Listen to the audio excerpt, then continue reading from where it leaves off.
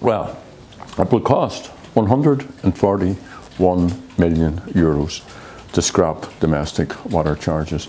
The government are funding water charges from 4 sources: from commercial, from domestic, from borrowing, and from the Exchequer. We have said we will not impose an extra domestic water charge upon the people. In our last budget, alternative budget submission, we actually set aside 300 million.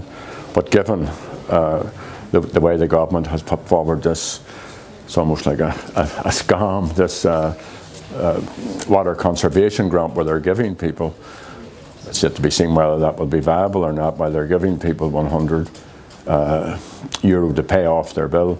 The sum total comes down to 141 million. Okay, and you say you would recoup some of the 539 million that's been spent on the installation of water meters.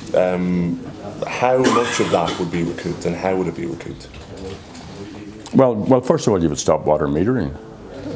So that's how it would be recouped. You would save the money. The money's been spent, has it not, on installing hundreds of thousands of meters? Well, you're not going to recoup that money, and I don't see this is our outline of how we're going to deal with this. And well, your finance spokesperson told us last week that you would recoup some of the 539 million euro from scrapping the water, or from scrapping the installation of water meters. So I'm just wondering. Well, we will save the money. The government have allocated monies to pay for that. We will not be able to recoup the 75 million which they give to the consultants when they set up Irish Water.